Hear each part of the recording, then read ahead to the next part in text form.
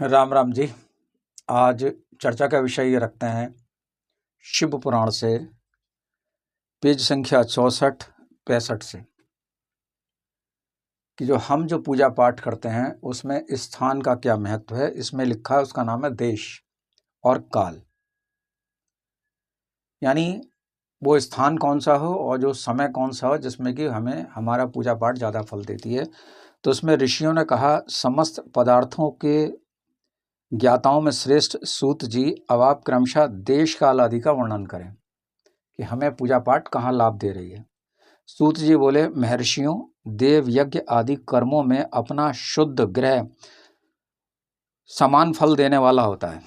यानी जो आपका अपना घर है वो आप जितनी पूजा पाठ करोगे उतना ही आपको फल देगा, यानी समान फल देने वाला है। अपने घर में किए हुए देव यज्ञ आदि शास्त्रोक्त फल को सम मात्रा में देने वाले होते हैं। गौशाला का स्थान घर की अपेक्षा 10 गुना फल देता है। अगर आप घर में कोई पूजा पाठ कर रहे हो और आप गौशाला में कर रहे हो तो गौशाला में 10 गुना आपको ज़्यादा फल मिलेगा।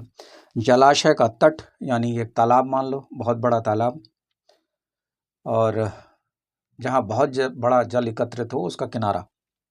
जलाशय का तट उससे भी 10 गुना महत्व रखता है। जहाँ बेल, तुलसी और पीपल वृक्ष का मूल निकट हो, यानी ऐसा स्थान जहाँ पे बेल का पेड़ हो, ऐसा स्थान जहाँ तुलसी का पेड़ हो, और ऐसा स्थान जहाँ पीपल का वृक्ष हो, वो जलाशय के स्थान से भी 10 गुना अधिक फल देने वाला है। देवालय यानी मंदिर, उससे भी 10 गुने महत्व का स्थान जानना चाहिए।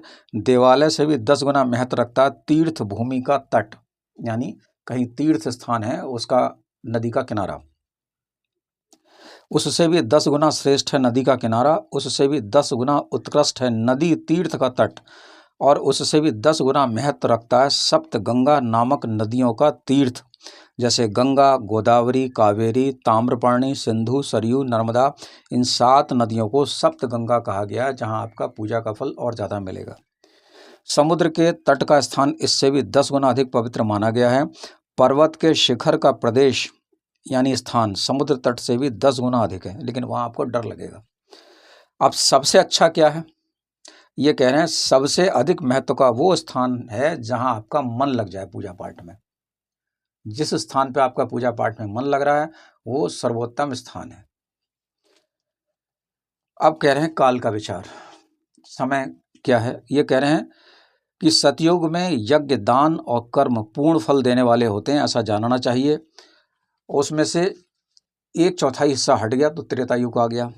त्रेता युग में 3/4 फल मिलता है, द्वापर में आधा का ही फल प्राप्ति होता है, कलयुग में 1/4 फल की ही प्राप्ति समझना चाहिए। यानी आप इसको ऐसे समझो, अगर आप इस कलयुग में 100 माला जाप कर रहे हैं तो आपको 25 माला का ही फल मिलेगा, ये इनका कहना है।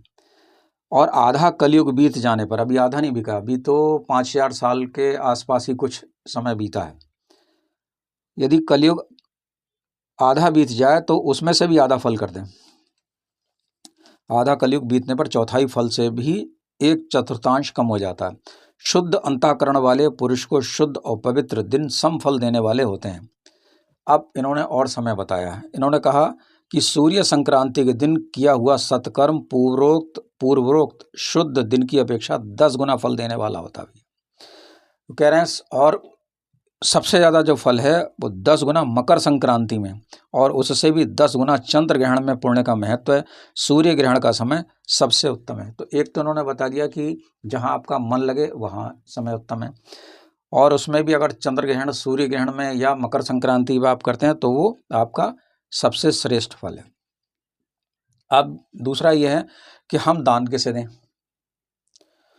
तो वो कह रहे हैं जो गायत्री मंत्र का जाप करता है वो श्रेष्ठ ब्राह्मण है और उसको आप दान कर सकते हो, लेकिन दान देने से पहले पूछ लेना चाहिए क्या आप दान लेंगे, क्योंकि बहुत से ब्राह्मण दान नहीं लेते हैं। उनका मानना है कि जब हम दान लेंगे तो हमारी ऊर्जा का क्षय होगा।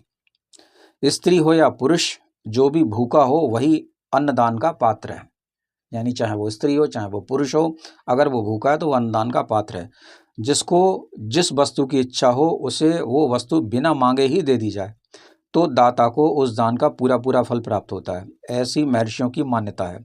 जो मांग रहा है, जैसे बाबा ने कहा कि भाई मेरे पास वस्त्र नहीं है, मुझे वस्त्र दे दो, ठीक, और आप वस्त्र दे रहे हो तो आधा फल मिलेगा। आप देख रहे हैं कि उस पर वस्त्र की कमी है और आपने वस्त्र दे दिया तो आपको पूरा पूरा फल मिल रहा है, ये इनका कहना है।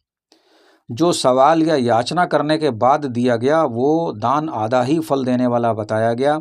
अपने सेवक को दिया हुआ दान 1/4 फल देने वाला होता है। जैसे आपके घर में कोई नौकर है, आपने उसे वस्त्र दे दिए या कपड़े दे दिए या पैसे दे दिए या किसी त्योहार पे आपने कुछ उन्हें दान कर दिया, तो वो 1/4 फल ही आपको देगा, उसका लाभ मिलेगा। तो इस तरीके से देश का, काल का, पात्र का, दान पात्र का इसमें विचार किया गया। ये हमने आपको सुनाया संक्षिप्त शिव पुराण गीता प्रेस, पेज संख्या 64 और 65 से। ये हमने बहुत ही संक्षिप्त में आपको सुनाया है।